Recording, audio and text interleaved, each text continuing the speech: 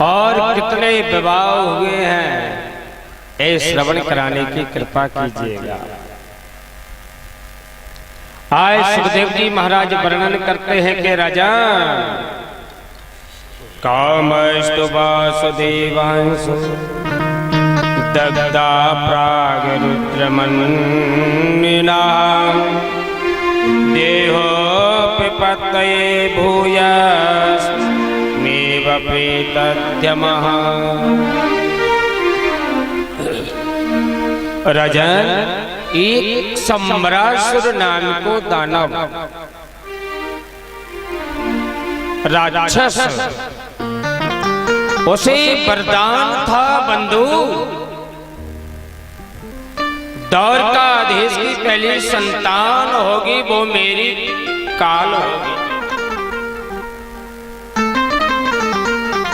वो साक्षात यमराज होगा।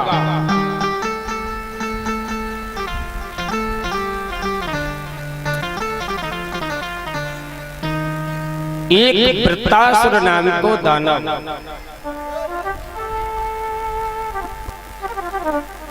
चारों तरफ उसका तमक रहा था।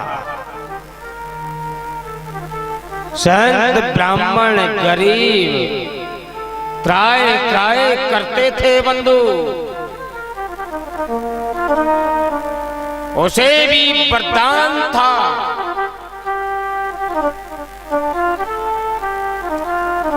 कि भोले बाबा की पहली संतान होगी वो मेरी काल होगी।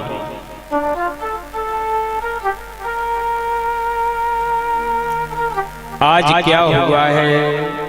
कामस्तु वासुदेवाय सो दग्धा प्राग्य रुद्रमः।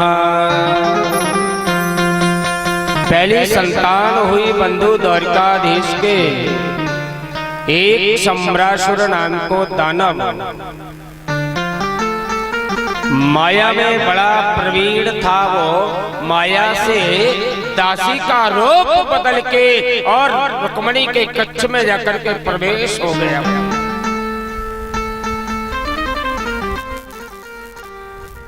और वो लड़का को उठा करके रुक्मिणी के बच्चे को प्रद्युम्न को उठा करके आकाश मार्ग में ले गया बंधु, और समुद्र में जाकर के फेंक दिया।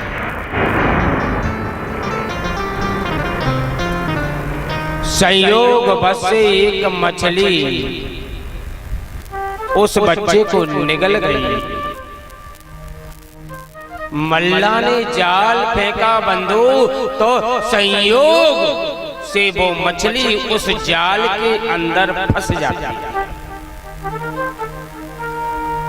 बड़ी मत्स्य थी, मछली थी, और तुरंत ही जाल फेंका, जाल में फंसी वो मछली। मल्ला ने जाल को खींचा तो वो मछली पाई। विचार करने लगा मल्ला कि सम्रासुर को भेंट में मछली दूंगा तो मुझे कुछ न कुछ मिलेगा, उपहार। मल्ला गया मछली लेकर के सम्रासुर को वही मछली भेंट की महाराज। वो मछली है बंधु, तो पाकशाला में मछली को भिजवा दिया गया बंधु। पाकशाला मतलब रसोई में। एक युवती उसमें सेवा करती थी, भोजन बनाती थी बंधु। मछली का जो ही पेट चीरा तो उसमें से सुंदर सा लड़का निकला। लड़का लालन पालन किया, बड़ा हुआ तो पति कैसा, पत्नी कैसा बर्ताव करने लगी वो युवती बन गई। आज राजा ने प्रश्न किया कि वो रसोई में भोजन बना रही थी, वो लड़के का तो पहले लालन पालन किया। माँ अपने पुत्र का लालन पालन करती है, इस तरीके से माँ कैसा बर्ताव किया, और जब जवान है गया लड़का तो पत्नी कैसा बर्ताव करने लगी। ये कौन है? ये लड़की। तो आज सुखदेव जी महाराज कहते हैं कि सुनो, ये कामदेव की पत्नी है रति, सम्रासुर के भोजनालय में भोजन बनाती थी बंधु। सम्रासुर की यहाँ पर भोजन बनाती थी, वो कैसे महाराज? सम्रासुर के भोजनालय में कैसे पहुंची कामदेव की पत्नी रति? के सुनो,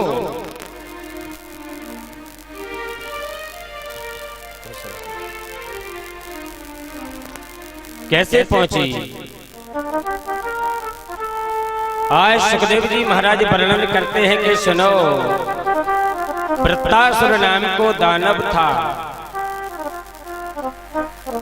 चारों तरफ आतंक कर रहा था। जब सती का निधन हो गया था और सती हिमांचल राजा के यहाँ पर जन्म ले चुकी थी, आज तपस्या कर रही है सती पार्वती भोले बाबा को प्राप्त करने के लिए, और आज भोले बाबा समाधि में लीन है। जब से सती ने अपने शरीर का परित्याग किया था तभी से समाधि में लीन है। देवता हाहाकार करने लगे जब शंकर भगवान की समाधि टूटे खुले, तब पार्वती के साथ में विवाह हो गए, तब संतान होगी, तब वृत्तासुर का वध होगा।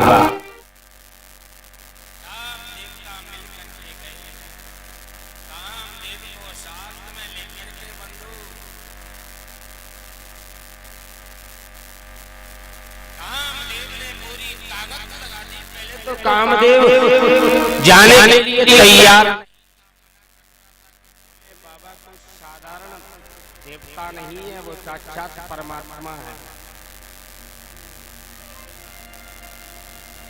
क्रोध की मूर्ति है ये, फिर भी देवताओं का कार्य करने के लिए कामदेव धनुष बाण लेकर के आए, शंकर भगवान के सामने खड़ा हो।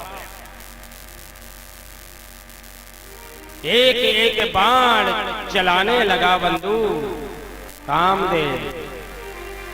एक बाण ऐसा मोहिनी बाण चलाया, पंत शंकर भगवान की समाधि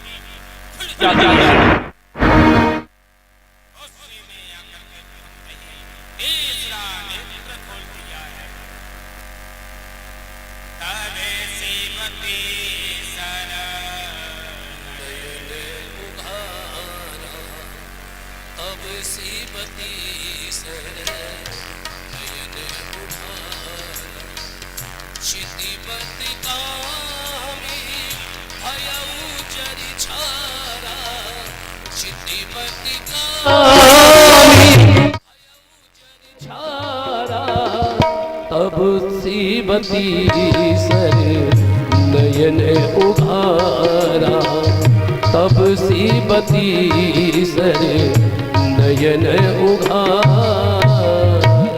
निजलावतिष्ठ ज्ञानावतुल श्रोमणी शंकर भगवान का जो ही बंदो तीसरा नेत्र खुला है, सामने कामदेव जल करके भस्म हो गया, भस्म हो जाता है। हाहाकार मच गया। आज रति आए भोले बाबा के चरणों में गिर पड़ी। प्रभु आप कामदेव को आपने भस्म कर दिया है, तो ये सृष्टि कैसे चलेगी? जीव के अंदर काम कैसे जागृत होगा? कैसे जागृत होगा? भोले बाबा कहने लगे, जब जदुबंसी भोले बाबा कहते हैं देवी अब ते रति तब नाति कर हो ये नाम अनंग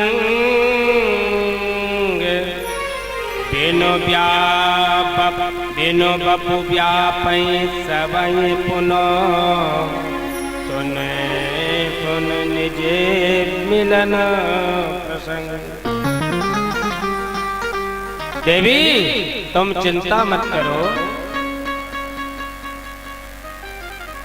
अरे अनंग बनके अदृश्य बनके जीव के अंदर काम जागृत होगा।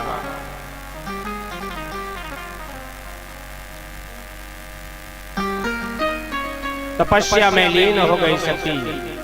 सम्रासुर ने देखा कि कामदेव की पत्नी रति कितनी सुंदर है, इसको कैसे भी प्राप्त करना चाहिए। भगवान शंकर की तपस्या में लीन हो गया सम्रासुर, इधर रति तपस्या में लीन है। शंकर भगवान सम्रासुर पर प्रसन्न हो गए। परम रूही क्या चाहिए सम्रासुर? दैत्यराज के महाराज मुझे कुछ नहीं चाहिए, ये कामदेव की पत्नी है। कामदेव तो भस्म है गयो, ये कामदेव की पत्नी है ना रति जी, मुझे मिल जावे, मुझे मिल जावे। भगवान शंकर ने कहा तथास्तु, ऐसा ही होगा।